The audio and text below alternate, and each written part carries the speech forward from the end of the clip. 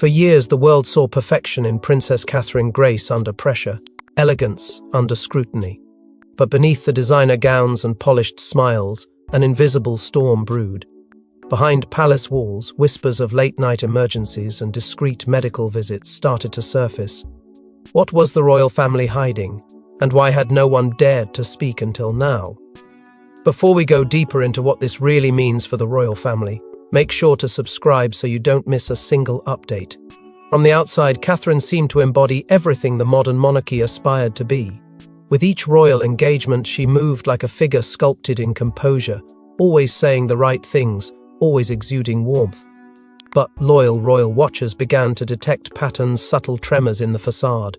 There were times when she looked pale, visibly fatigued, her signature glow dimmed by something not easily explained by lighting or wardrobe. Behind the carefully curated images, something deeper, more human, and far more heartbreaking seemed to take root. Her calendar, once packed with appearances, began to develop uncharacteristic gaps. Events were cancelled last minute, scheduling conflicts the palace would claim, but insiders whispered otherwise. It wasn't the scheduling that was conflicting, it was her health. Courtiers, some who had worked with her since the early days of her marriage, began to speak in hushed tones of her episodes. Quiet retreats to private medical wings, mysterious visits to a hand-picked medical team, and what one staff member described as days when she simply vanished. Not from public view, but from reality itself. As these rumors began to swell, royal PR went into overdrive. Any media outlet that attempted to dig deeper was met with swift, decisive pushback. Articles were pulled, reporters redirected, even photographers found themselves barred from certain palace gates. There was an unspoken pact within the royal machine: Catherine must remain untouched, unspoiled, immaculate. And yet, the people closest to her knew the truth. They watched with increasing anxiety as the toll of hiding a relentless condition began to wear on her, physically, emotionally, and spiritually. Some aides broke down in private, unsure how to help a woman so beloved, yet so encased in protocol. One noted she often pushed herself harder on days she was clearly struggling, as if trying to outrun the shadow catching up with her. Another revealed that Catherine once whispered, "I just need to hold it together a little longer." But how long could she keep pretending, and at what cost? The unrelenting pressure to maintain a flawless exterior was beginning to fracture something sacred. Behind those palace doors, compassion was clashing with tradition. The very system meant to protect her was the one forcing her to suffer in silence. But even the best-kept secrets in the monarchy eventually begin to crack, and the truth about Catherine's condition was about to explode into public consciousness. An unexpected internal briefing shook the very foundation of the royal institution. Senior doctors, sworn to silence for years, finally laid bare a diagnosis that had been carefully concealed. The room went silent as the words were spoken, words that would forever redefine the public image of the future queen. It began behind the tightly sealed doors of Clarence House, where the Royal Medical Council convened under extraordinary circumstances. This wasn't a routine update or a precautionary measure, this was a crisis meeting, summoned with urgency and shrouded in secrecy. A select few were permitted to attend, their names hand-picked by royal protocol and bound by oaths far older than any government confidentiality clause. When the lead physician stood, his voice steady yet heavy, he uttered the words that had long lingered like a shadow behind Catherine's quiet suffering: chronic and progressive. The weight of those terms settled across the room like ice. There was no longer room for speculation. It was real, it was official, and it was irreversible. The room shifted from concern to disbelief as the reality began to sink in. Prince William, uncharacteristically pale, was said to have gripped the edge of the table so tightly his knuckles turned white. Princess Anne, who had weathered countless royal storms, reportedly closed her eyes for a long moment, as if remembering a time when duty had demanded silence from her as well. The diagnosis wasn't terminal, but it was life-altering. It would impact Catherine's mobility, stamina, and ability to maintain a rigorous public schedule. For a woman expected to embody strength, elegance, and continuity, this diagnosis threatened to unravel everything the monarchy had placed upon her shoulders. Without delay, the conversation turned to damage control. The priority was clear: protect Catherine, not only from public intrusion but from the weight of judgment that often accompanies visible vulnerability in royal life. Plans were sketched in hushed voices: reduce public duties under the guise of restructuring, increase her private care without raising red flags, and divert attention whenever possible. But shielding her wouldn't be enough. A legal firewall needed to be built around her health.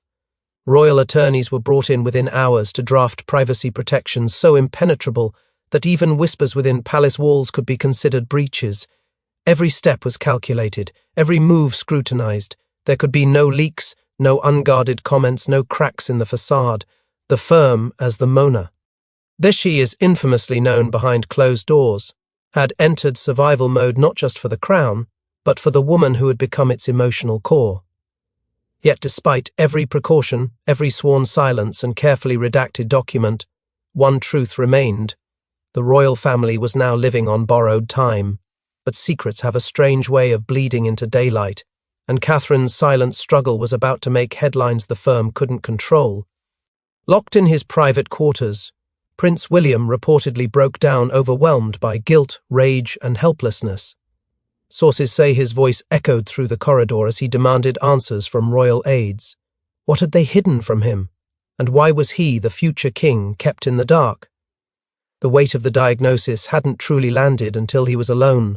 The formality of the medical briefing at Clarence House had kept his emotions restrained, buried beneath royal decorum. But once the doors closed behind him, there was no one left to perform for. Oksh! That began as quiet disbelief erupted into a storm of emotion. He tore through briefing folders, letters from physicians, and internal memos that had never reached his eyes. Page after page revealed a timeline he hadn't been privy to: Catherine's worsening symptoms, the recurring flare-ups, the sleepless nights masked by makeup and resolve. It had all been there, just not for him. And in that moment, William was no longer a prince. He was a husband who had been kept from his wife's truth. He summoned senior aides and medical advisors in a fury. Some tried to explain, stammering through protocol, citing emotional burden and decisions made in her best interest. But William wasn't hearing reason, he was hearing betrayal. "You protected the crown, not my wife," he reportedly said, his voice sharp, trembling. Behind the scenes, tensions had never run higher. The Prince of Wales, usually composed and strategic, was unravelling, and those closest to him knew this wasn't political anymore. This was personal. He'd trusted a system that had failed the one person he needed to protect most. When he finally confronted Catherine, the room fell silent. No words were needed at first. She looked at him with tired eyes, not of fear, but of sorrow that he had to find out this way. Their conversation was quiet, intimate, heavy with unspoken guilt and love. Catherine, always composed, admitted she hadn't wanted him to see her like that. "I needed you to keep moving forward," she reportedly whispered. But William wasn't interested in moving forward without her at his side, in truth, not in illusion. That moment became a turning point.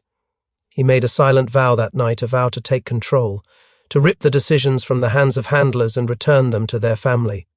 William began quietly building a plan.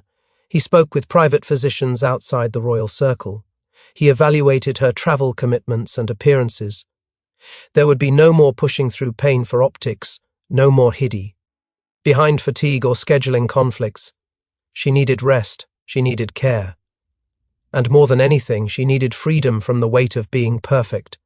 But shifting the royal machinery would not come easily. As William prepared to shield his wife from the crushing weight of royal obligations, he didn't anticipate who would resist and how violently.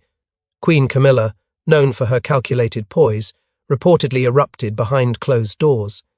"This changes nothing," she allegedly snapped. But what did she fear more, the truth about Catherine's condition or the sympathy it would generate, shifting public favour and royal influence overnight? The diagnosis may have shattered hearts behind the scenes, but it ignited something else entirely within the Queen, consort a desperate urge to preserve her position. As news of Catherine's illness trickled through the upper echelons of the palace, Camilla's response was swift and, according to insiders, cold. To her, this was not just a personal tragedy. It was a political earthquake. Public sympathy, once hard-won over decades, could evaporate overnight and flow toward the younger woman once dubbed the monarchy's secret weapon. Camilla understood the danger. A fragile Catherine, seen as brave and vulnerable, could easily eclipse a queen consort, often painted by tabloids as divisive. And in a family that lives or dies by public favor, perception isn't just everything, it's survival. Whispers of tension began to rise within the walls of Buckingham Palace. One reported argument between Camilla and Charles allegedly ended with her accusing him of allowing sentiment to cloud judgment. The succession optics were shifting. If Catherine was seen as the struggling yet graceful figure battling a private war, then the public might turn to her with renewed reverence, not just as a future queen, but as the soul of the monarchy itself. Camilla saw the writing on the wall, and she was not prepared to be made irrelevant. Behind the scenes, efforts were doubled to suppress the leak. Camilla's allies within the communications team were said to have been instructed to bury any trace of the medical discussions. Briefings were sanitized, internal memos encrypted, and staff reminded of their loyalty contracts. Meanwhile, a quiet campaign began to elevate Camilla's own presence in the media, more appearances, warmer narratives, and a focus on her unwavering stability. It was a move straight from the old royal playbook: when in doubt, distract. But the mood inside the palace was shifting. William and Catherine's camp began pushing back, their team increasingly frustrated with the resistance. A once united royal household now found itself split by suspicion, ego, and fear. And the divide wasn't just operational, it was personal. Staffers aligned with the king and queen were reportedly leaking subtle coded messages to the press. Phrases like regrettable timing and unnecessary emotional drama hinted at an undercurrent of resentment dire. CT at Catherine's growing narrative. And yet, despite every maneuver to downplay the truth, the pressure was building. Public empathy was stirring. Journalists were asking questions. Supporters were speculating. The firm's carefully maintained silence was beginning to sound like guilt. And behind every denial, Camilla's shadow loomed, desperate to hold on to a crown that had never truly felt secure. But while the palace played chess with public sympathy, another faction within the family had already begun making moves to bring the truth to light. She's the royal the press never sees coming. Princess Anne, stoic and fiercely loyal to the crown, made a secret midnight visit that would shift everything. Those present say she left Catherine's chambers with tears in her eyes and a decision in her heart to act against the palace's wishes. Anne had always been the iron backbone of the monarchy, disciplined, dutiful, and unshakably silent. But on that night, something inside her fractured. The moment she walked into Catherine's private quarters, the room changed. There was no entourage, no cameras, no script. Just two women bound by duty, navigating the cracks of a system that demanded silence in the face of suffering. The visit lasted nearly 2 hours. No aides, no doctors, just a quiet, emotionally charged conversation between the Princess Royal and the future Queen. Witnesses later said Anne emerged not just changed but haunted. Her eyes red, her lips pursed in a rare expression of pain. Whatever she saw behind that door had pierced through her famed stoicism. Anne had seen it before. Decades ago she faced her own health scare, one that the public never fully understood. But unlike Catherine, Anne had the freedom to retreat without scrutiny. In that room, she saw herself in the younger woman but with chains around her ankles. Catherine's condition was not only worsening, it was being buried beneath the polished surface of royal image. And in that heartbreaking realizatio, Anne knew that silence was no longer loyalty, it was complicity. She reached out beyond the palace. Discreetly, methodically, she consulted with a respected medical expert with no ties to the royal household. What she learned confirmed her worst fears. Catherine's treatment plan was too conservative, too cautious, optimized not for healing but for secrecy. That wasn't medicine, that was public relations, in a white coat. And Anne was done watching her family play God with a woman's life. Days later, she confronted her brother. King Charles, already under pressure from both William and Camilla, wasn't prepared for Anne's fire. She came not with rumors but with facts. Not with emotion, but with evidence. In their private exchange, Anne reportedly invoked the name that still carried immeasurable weight. Our mother wouldn't have stood for this. It was a line that cut deep. The late Queen's sense of duty had always been rooted in care, not control. Anne demanded a return to that principle. No more secrecy, no more spin, just truth and the dignity Catherine deserved. Charles, rattled but cornered, agreed to revisit the family's approach. It wasn't a full surrender, but it cracked the wall, and that crack was all Anne needed. Behind closed doors, she began quietly aligning herself with other royals who believed in compassion over protocol. The tide was beginning to shift, momentum was building, and the palace, once so confident in its grip, was now bracing for the fallout. And just as Anne quietly rallied allies within the royal ranks, an unexpected source from outside the palace took the world by storm with a shocking revelation. She had been invisible for years, a shadow in the corridors of power. But when one of Princess Catherine's longtime nurses risked her career to leak a protected medical report, everything changed.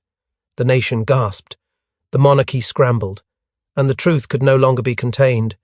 The nurse had no title, no voice in the press, no power with the hierarchy of the palace, but she carried something far more dangerous. The truth. A truth she'd been ordered to protect, even as she watched the woman she cared for slowly deteriorate behind royal curtains. For months, perhaps longer, she'd watched decisions made by protocol rather than compassion. She'd administered medications with trembling hands.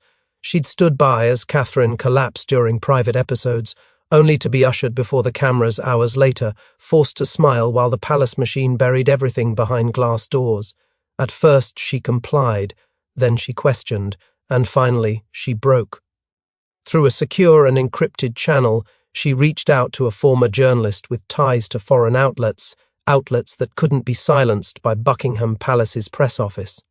The file she delivered was staggering. Dozens of pages, internal doctor notes, recovery logs, a redacted but unmistakable diagnosis, a rare autoimmune condition, progressive, complex, and incurable. The report detailed incidents the public had never known. One described a sudden loss of consciousness in her private chambers during a state banquet.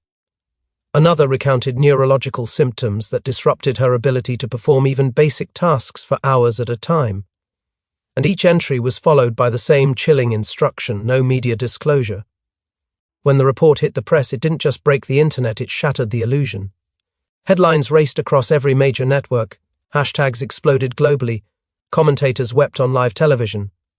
For the first time, the world wasn't just speculating, it was witnessing the truth unfold in black and white.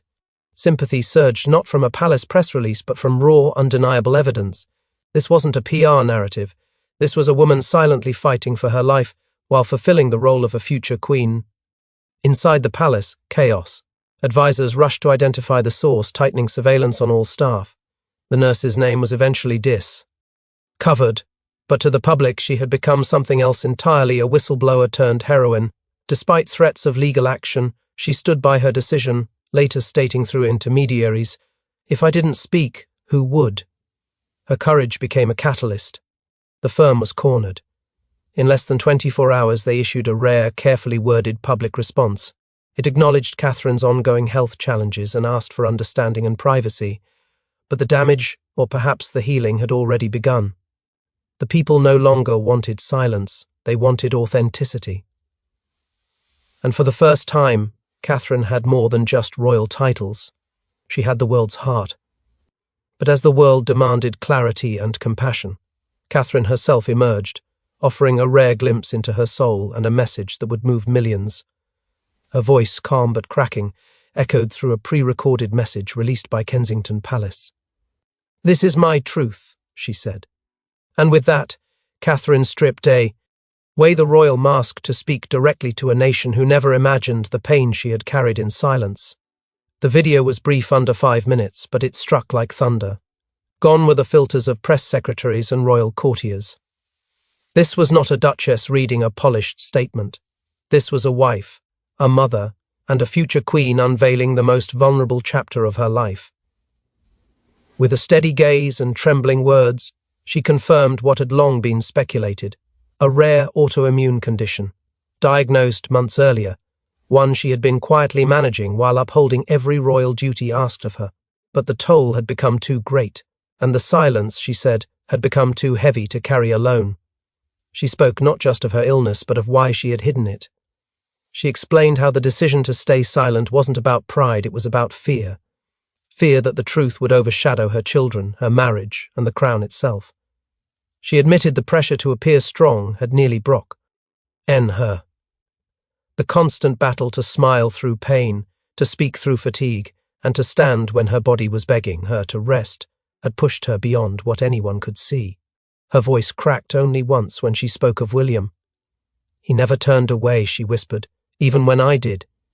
And in that moment millions felt the weight of her isolation and her unshakable courage.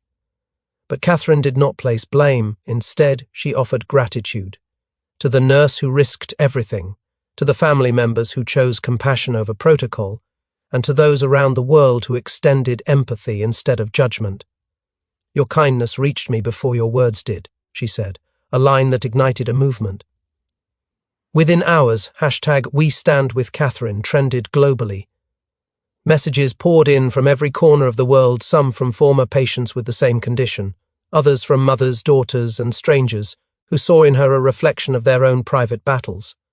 For a brief moment, the monarchy was no longer about tradition or title. It was about humanity. Even long-time critics softened.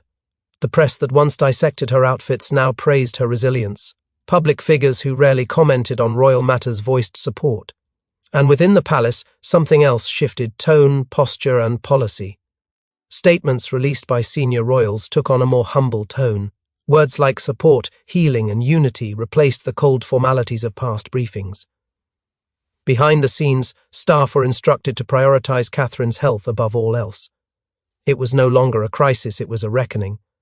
But while the public stood united behind Catherine, a final storm brewed in the shadows, one that could change the royal line of succession forever. Whispers inside the monarchy grew louder. Could Catherine's diagnosis affect the future of the throne? Behind oak-panelled doors, contingency plans were being discussed. And for the first time, questions arose that no one dared ask aloud. Would William step aside?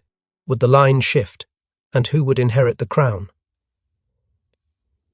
In the days following Catherine's public revelation, Buckingham Palace became a fortress of confidential meetings and constitutional recalculations. King Charles, visibly shaken yet bound by duty, summoned a series of emergency consultations with legal experts, advisors, and senior courtiers. The core issue wasn't just Catherine's health, it was the long shadow it cast over the monarchy's line of succession. Could a future queen battling a long-term degenerative illness fulfill the obligations expected of her? And if not, what would the crown do to preserve its continuity without unraveling the trust it had just rebuilt? What began as whispered concern behind closed doors turned into an intense legal exploration. Drafts were drawn, scenarios laid out. Would a regency clause be necessary? Should duties be permanently delegated? Some senior advisors even floated the unthinkable. Could the crown subtly shift the line to favour a younger, healthier heir in the event William could no longer perform his duties with a struggling consort? The very question sparked outrage among those closest to the Waleses, but the palace, ever cold in its logic, had to prepare for every possibility. And then came the suggestion that nearly broke the future king. In a private conversation reportedly leaked by a disgruntled aide, William was asked if he had ever considered stepping aside, not now, but years from now, if Catherine's condition worsened. The silence that followed was said to be deafening. It wasn't just an attack on his wife's role. It was a challenge to their shared destiny. To William, the throne was not a solitary crown, it was a partnership, and no illness, no protocol, no shadow of succession would rip that apart. When that conversation leaked to the press, it triggered a firestorm. But what truly stunned the public was another leak this time, not from the palace, but from someone within Catherine's medical team. According to the SOU-CE, Catherine had firmly told doctors and aides, "Do not treat me like a burden to the crown." Those words, raw and resolute, echoed across social media and newsrooms. She wasn't asking to be pitied, she was demanding to be respected. Yet even so, backdoor conversations reportedly continued. Some insiders hinted at contingency plans naming alternative heirs, while others insisted the issue was being exaggerated by factions eager to consolidate control. Amid the chaos, William issued an internal memorandum, firm and final: "We're not stepping back." That declaration wasn't just about succession. It was about reclaiming power, reclaiming voice, and reclaiming the right to define what leadership in the modern monarchy looked like. Yet even as the royal family closed ranks once more, the ripples of Catherine's diagnosis continued reshaping the monarchy, and one more twist was still to come. In the aftermath of exposure, betrayal, and courage, one question lingers: what does the future hold? For the woman once seen as the monarchy's steady heartbeat, as doctors chart an uncertain medical path, the public watches with hope, fear, and unwavering loyalty. But within the firm, the game has forever changed. Catherine's once relentless schedule has now been reshaped with careful precision. Gone are the packed months of endless public appearances, grueling state visits, and back-to-back engagements. In their place stands a more measured presence, strategic, symbolic, and deeply personal. Every appearance now carries weight, meaning, and emotional resonance. And yet, the silence in the spaces she once filled speaks louder than any speech. The crown has had to adapt, and quietly it has. Behind the scenes, Princess Anne and the Duchess of Edinburgh, Sophie, have stepped into the foreground not as replacements, but as shields, offering strength where Catherine cannot, at least for now. But the toll extends beyond royal duties. At the heart of it all, 3 young lives are being shaped by something far greater than most children will ever understand. George, Charlotte, and Louis, each too young to grasp the full magnitude, yet old enough to feel the weight in their home. Sources close to the family speak of an unspoken tenderness that has emerged among the siblings, a bond forged in resilience. William has grown even more protective, walking the line between heir to the throne and father of 3 shaken by uncertainty. These are not moments the world sees, but they are the moments defining the Wales household in the shadows. Meanwhile, the press, once obsessed with royal pageantry, has begun to confront its own complicity. The myths of perfection, the endless comparisons, the scrutiny of appearances have given way to a reckoning. Media outlets that once fed off headlines like "too thin" or "too cold" are now issuing op-eds filled with remorse and reflection. Analysts note a shift in tone: less spectacle, more soul. And in this unexpected vulnerability, Catherine has done what no PR campaign ever could. She's made royalty relatable. Her popularity has surged not in spite of her diagnosis, but because of it. For the first time, people see not just a princess, but a woman flawed, fragile, and fighting. A new kind of strength has taken hold of the public imagination. No longer is she simply the elegant consort. She is the enduring heart of a nation that now sees dignity not in perfection, but in perseverance. And as the monarchy reconfigures itself around this revelation, the legacy of Catherine is being rewritten not as a footnote in William's story, but as a central force shaping the crown's future. And so, as the palace gates remain closed to many truths, one voice still echoes through the corridors of power: Catherine's voice, now louder than ever. Thanks for watching. Please don't forget to like and subscribe, and we will see you in next one.